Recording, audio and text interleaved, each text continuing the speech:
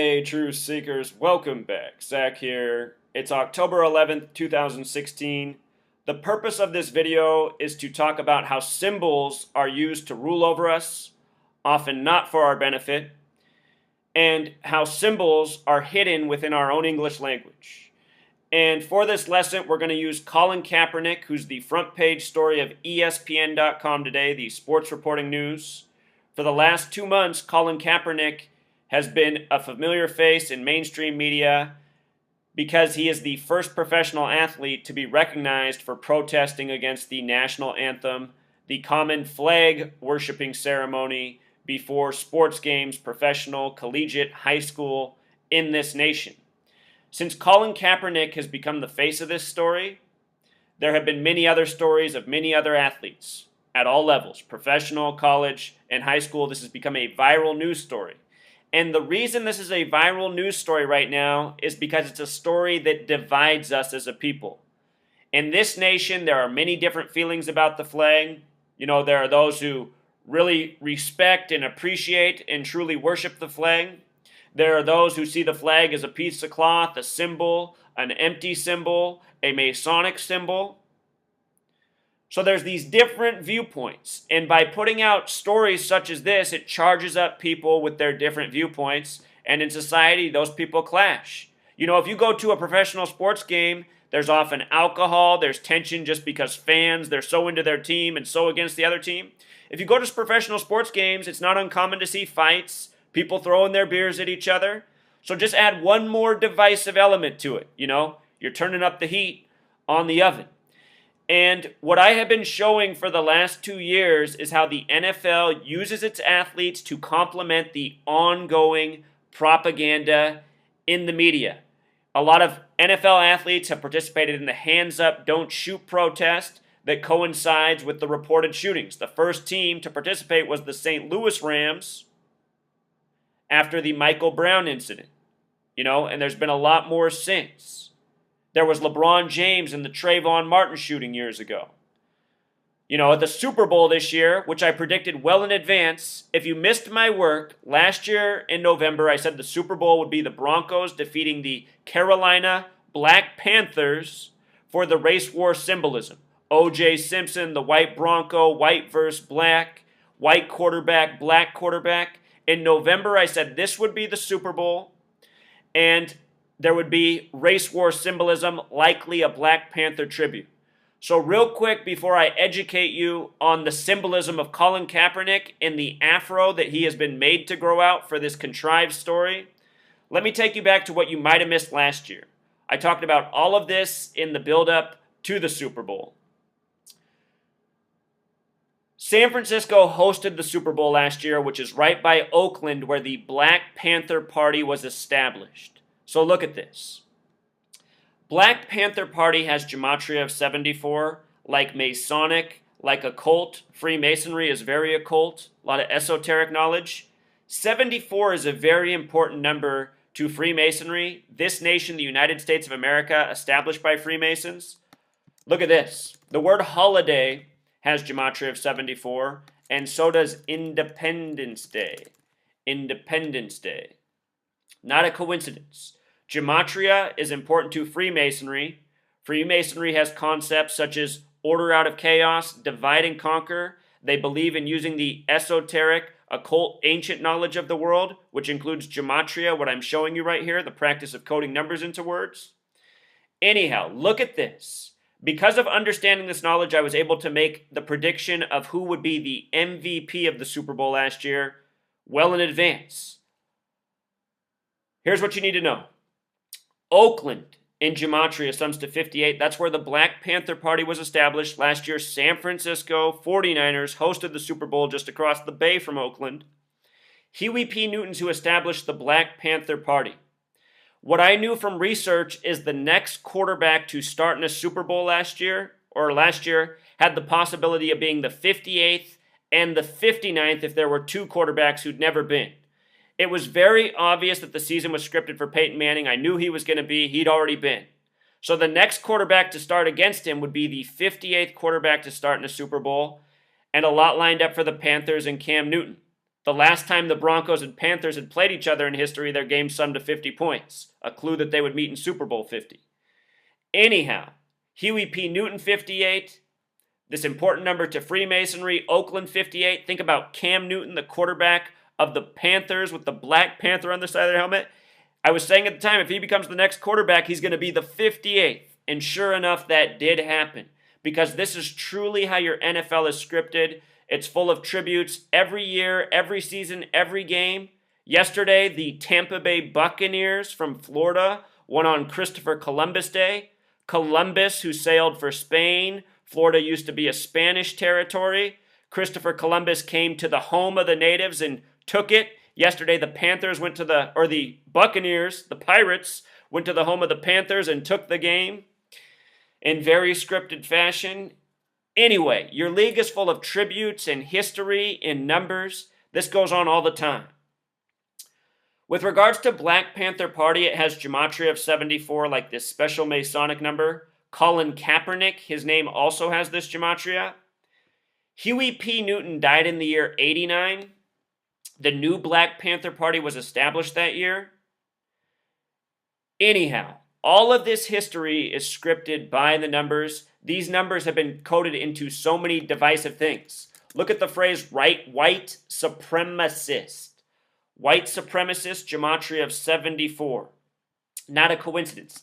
Last year they said a young white supremacist named Dylan Stormroof with a double N on the Dylan. Look it up. Ridiculous name, ridiculous spelling. They said Dylan Stormroof, the white supremacist, went into the church on Calhoun Street and shot up Bible study class. And then they said they arrested him on Interstate 74.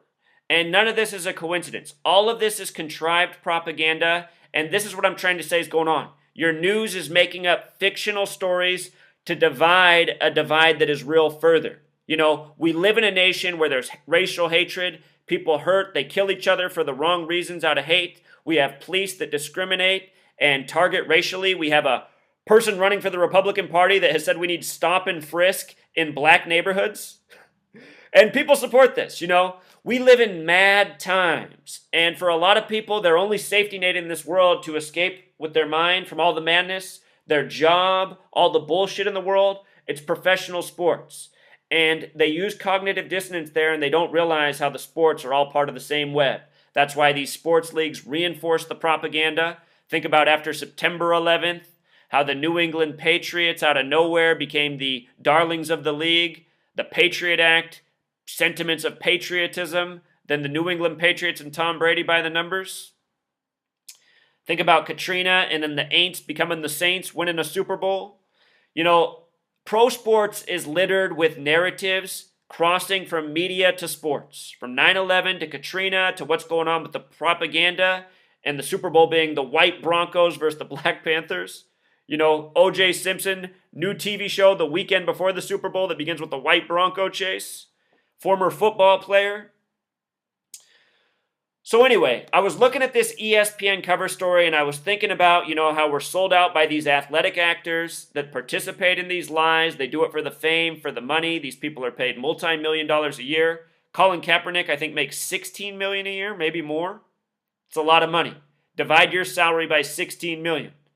You know what? Let's just do the math because I know a lot of you won't do it and you've never really comprehended this. Let's divide $16 million by $50,000, which is more than most Americans make and is a pretty healthy salary. So that's 16, 3 zeros, that's 16 million divided by 50 and then 3 more zeros, 50,000, 320.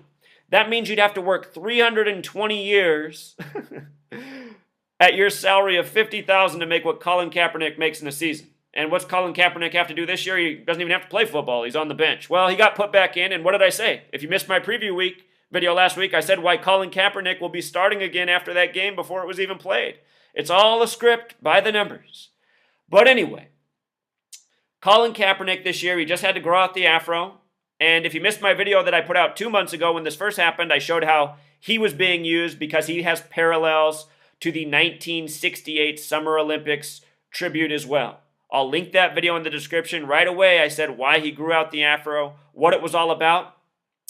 Well, anyway, I was just looking at this today, and I said, okay, symbolism, afros. Of course, they're having him grow the afro because it takes us back to that period of time, the 60s, the Civil Rights Act, more racial strife, the time of the MLK assassination, the Malcolm X assassination. We're in the time of the first black president, who honestly very well could be the son of Malcolm X.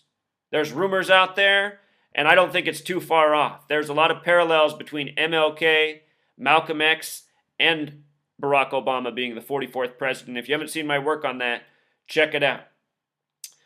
We live in a time of kings and dynasties, and a lot of these people who become famous, they're not really what we think they are. They're part of families, they're part of bloodlines, they're used to steer us. So anyway, Colin Kaepernick, his afro, it takes us back to that time, the 60s. People have still had afros since then, but there were just way more afros back then, as we all know. The people who protested, the Black Power, Panther salute in the 68 Olympics, they had the shorter fros, they were sprinters.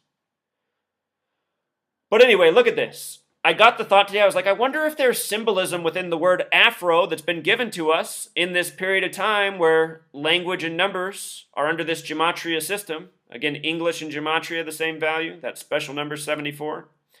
Anyway, Afro and Jewish Gematria sums to 137. Of course, 137 is the 33rd prime number, and 33 is the number coded into all of these racially divisive stories. Again, because it's a number of significance to the Freemasons who believe in order out of chaos, divide and conquer. So divide people, get them to create scenes of chaos, such as the LA riots after the beating of Rodney King on 3/3, March 3rd, Police 33, LAPD 33. 137, the 33rd prime.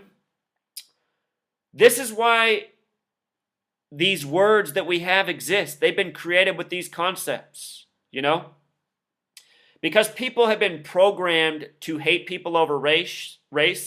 Many people hate people of all races. A lot of racial hatred for black people. Maybe that's the group that has been programmed to be hated the most by all. That's what it seems to me just from living in this world. You find people of all races, they have hatred for black people, even when they come from continents where black people don't live. It's because the same people rule the media worldwide. And for whatever reasons we've covered actually, we call these people who rule the media Jewish because they're not really Jews. They've stolen the identities of the real Jews, which if you read the Bible are the darker skinned people of the world.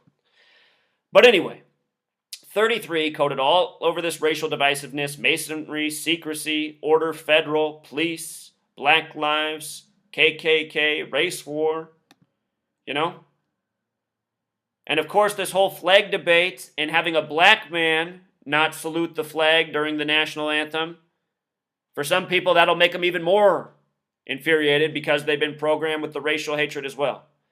And this just complements all the other propaganda in the media. Think about how many racially divisive stories have come out since the Colin Kaepernick news broke. So anyway, just another lesson on symbols, numbers into words. Numbers are symbols. All numbers represent something. Think about the number 1. What do you think of when you think of 1? Wanting to be first place, wanting to be number 1 in line, recognized as the greatest of all time. What about 2? 2 is the beginning of where animosity starts. Second place, jealousy, runner-up, division, divide and conquer. What about 3? Most people say the Holy Trinity. 3 is also a very strong base of something. Think about all the pyramid symbolism. Remember the word symbol equals 86, triangle 86, pyramid 86, republic 86, citizen 86. Think about how we're a nation in a republic, people mostly walking around with logos on. We are symbols. How many Nike swooshes are all over this grand society we have? 4, number of foundation. I'm sitting on a chair with 4 legs. You probably are right now too. Most of our homes, 4 corners. 5, the number of creation. Look down at your hand, What do you create with? Your hand is a big part. They say 6 represents the flaws of man. All these associations in numerology, the symbolism behind the numbers, they come from somewhere. Where does the original association of 6 representing the flaws of man come from? Perhaps people who grew a sixth finger, I don't know. Sometimes that happens. So anyway, numbers, symbols, this knowledge is used to encode language every day from the people who rule over us. So the question becomes why? And for those of us who are awake, we see that our fellow man who's not awake, they're in a trance. They're in a hypnosis. They're in a coma. The word magic has Gematria of 33. We haven't been raised to, understand the truth of this world, even the truth of our own existence. We're told things like our mind, it operates at a magnificent capacity, but we're only aware of a very small part of it. Is it possible that our mind is always running numbers and breaking down words into numbers and we don't even realize it? From a young age, we're taught the alphabetic order. We're taught how to count. We're taught these things right next to each other. Are the associations there without even realizing it? How many classrooms around the top have ABCs around with numbers right beneath them? When I go in classrooms now aware of this, I notice this everywhere, and I think it's so interesting that this symbolism is all before our eyes everywhere, but we never talk about it as a society. The only reason I found out about Gematria is because I was searching for truth. It came across my eyes, but not until I was 30 years old. And I'd been searching for truth for over a decade, This thing used every day to encode the information of our lives, hidden knowledge. And we need to ask ourselves why. How is it being used against us? Why are we not to know about it? And for those of you who think this is a coincidence, I want you to look around this world and start asking yourself, what isn't a coincidence? If you think what I'm showing you is a coincidence, then what in this world isn't a coincidence? Let's close with some quotes. I think this one's interesting from Confucius. Signs and symbols rule the world, not words nor laws. It's kind of conflicting almost with what we're talking about, right? Signs and symbols rule the world. We're talking about that. But then he says, but not words nor laws. And we're talking about the hidden symbolism within words. So it almost makes me wonder, is that really the reason that our words are constructed as they are? To get back to these numbers because these hidden symbols within, they have all the value, all the power? What do they know that we don't?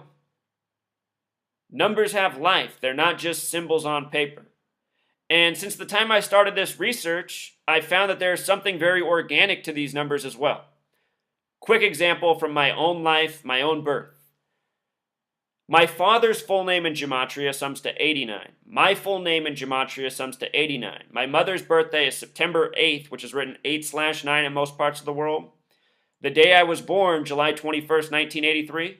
If you just type in a web search, what's the coldest day ever recorded on Earth? It's going to come up, July 21st, 1983. It's still the record temperature. It was negative 89 Celsius that day. Here's what else is interesting. 89 is the 11th Fibonacci number. And the number that comes after it's the 12th Fibonacci number, 144. From my parents' birthdays, their span of days, from my mother's birthday to my father's, is 144 days. The Fibonacci numbers are supposed to be the numbers of life. And then I see, wow, they're encoded into my father's name, my mom's date of birth, and even the distance in their days. So, a lot of people who've come across my work in the last few years and have applied it have found similar patterns with them, their parents, their loved ones. So there really is an organic layer here too. But don't start to think that means what's being done in the media is all organic. We know that's not the way they contrive the names, the ridiculous spellings. The people in the media, they're trying to force it. It's possible that what they're aware of with all this old ancient knowledge is they're aware that the world operates on some sort of numerical underlying that we all just fall in line with, possibly even through the language we speak. But at the same time, they're possibly aware of this, and maybe they're trying to manipulate that by forcing certain things, such as the way they code the number 74 into all their divisive propaganda, along with 33, again and again, as I've documented truly about 10,000 times now in 3 years. You think 10,000 documentations, that just pile up day after day, you think that's a coincidence? Numbers are the highest degree of knowledge. It is knowledge itself, Plato. Remember, math equals 42. The word knowledge equals 42. The word knowledge the big way equals 96. If you take the divisors of 42, they sum to 96. Lots of 42 symbolism put before our eyes. Sports, movies, news. We're being mocked. The important knowledge in this world has been hidden from us, from how to properly eat and diet and take care of ourselves, to what's really going on in this world. We've been given a box of lies and misinformation so that we're more easily controlled and ruled over. And again, we're constantly distracted, we're constantly idolizing, we're constantly worshiping people that really have no care for any of us. People that sell us out every day for their own money and fame. If you haven't seen my video on the dollar bill, the symbolism in it, why we have 7 denominations that sum to 188, I'm going to link that in the description. That goes well with this symbol conversation. And I'm also going to link my video on Colin Kaepernick from right after this news broke, in case you missed that video. Until next time, true encore. One last point I forgot to make earlier. The reason I was able to pick the MVP of the Super Bowl before the game was even set or played was, again, understanding this code. Cam Newton, who became the 58th quarterback to start in a Super Bowl, he was drafted just ahead of Von Miller, who wears the number 58 for the Denver Broncos, who were a lock to win. Denver was a defensive team. Peyton Manning was washed up. The narrative was easy to see. Von Miller having a dominant game, becoming the MVP, being the reason the Broncos won the Super Bowl. That's exactly what happened, as I predicted before the game. There was also a Black Panther tribute at halftime for Mario Woods, which was another contrived story by the numbers. I'll link my blog post on that in the description. But this number 58, it's been used to divide people purposefully with controlled opposition by the numbers, from Black Panther Party to Nation of Islam. These are all Freemason doings. With regards to Cam Newton and Von Miller, they were both members of the same draft class along with Colin Kaepernick. And again, the 49ers hosted the Super Bowl, who Kaepernick now plays for. It's all a script. Until next time.